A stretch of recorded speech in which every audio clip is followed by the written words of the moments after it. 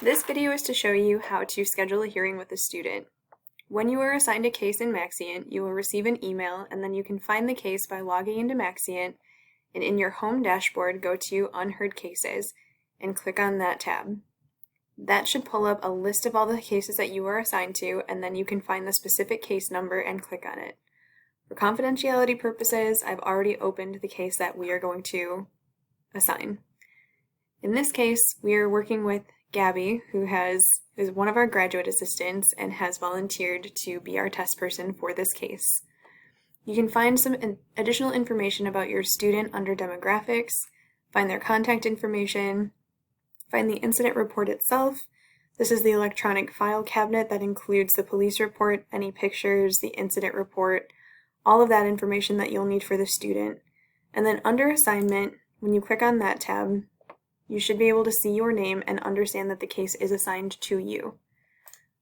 Then, when we want to assign the hearing or schedule the hearing, we can see that today's date is August 25th, and all of our hearings are scheduled at a minimum 5 business days after the notice of alleged violation goes out to the student. So if today's the 25th, 5 business days from today, 1, 2, 3, 4, 5, would be Thursday, September 1st. So we'll click on that date.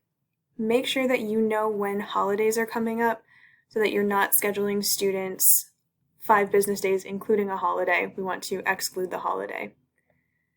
From there, we need to schedule the appointment time. I can find the student schedule by clicking on this clock icon, and then we can see that Gabby has class on Tuesday from 4:25 to 7:05, Monday 4:25 to 7:05, and Thursday, 4:25 to 7:25, or 7:05. I will also want to pull up my calendar, so make sure you have your own calendar pulled up next to you, and then the Warfield conference rooms, as well as the office, since you're doing hearings in Warfield Hall.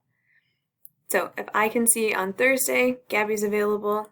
Thursday, I'll click ahead to the next week. I know my Thursday is pretty open in the afternoon, and Gabby has class at 4:25. So I want to make sure that I'm giving Gabby a solid half hour between class and hearing. So from 4:25 to 7:05, I'm going to schedule this hearing for 3 p.m. And because this is a lower level case and it's one person, I think it'll only take a half hour. So in order to schedule, you're going to type in your name, admin hearing, and then case number. So case number is this number in front of the student's name. So you can copy and paste that into your calendar.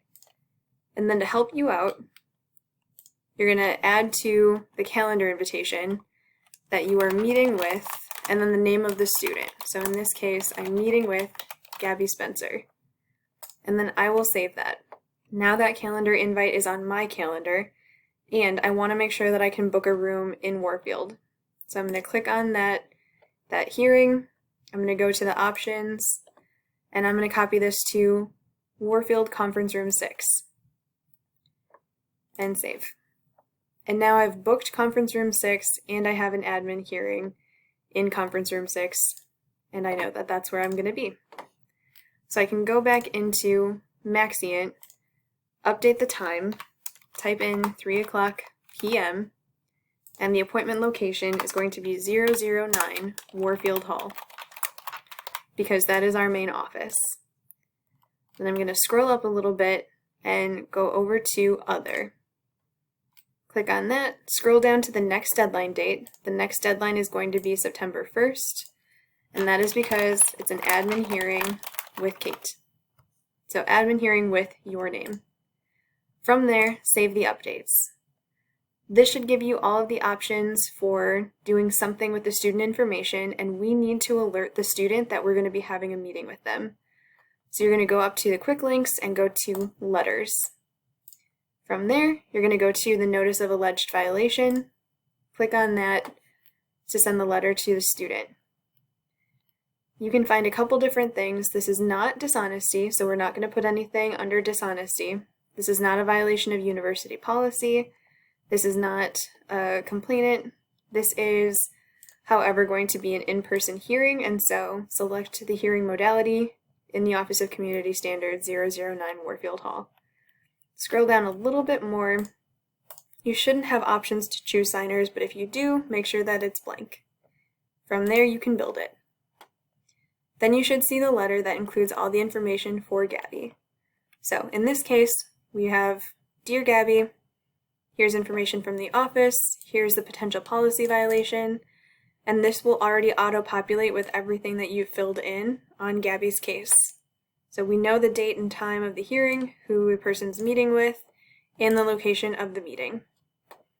The next thing we want to do is select Copy Recipient, and then type in the hall that Gabby lives in. So we know that Gabby lives in Porter Hall. So I want to copy Jed on this one as the RD, add that CC. And we're not going to copy Gabby on this one, but we would also copy the grad assistant for the building.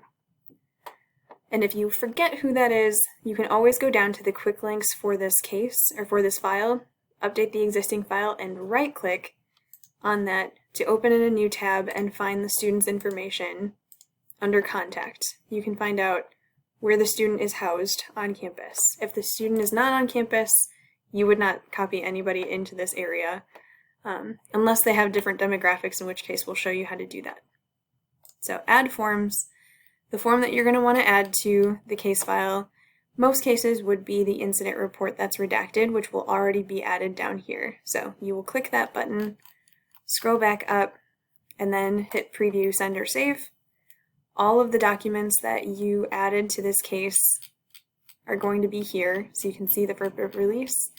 You can see the information about preparing for a hearing. You can see the map to Warfield. And then below that, you should be able to see the incident report redacted and any pictures or police reports that are included. Scroll all the way down from there. You're going to send a text message to the student, and then you're going to click Email this letter. So I'm going to click that button. Gabby's going to get a weird email from Maxient. And if you scroll up a little bit more, you can see that this letter was successfully emailed to Gabby Spencer. You just scheduled your first hearing. Great job.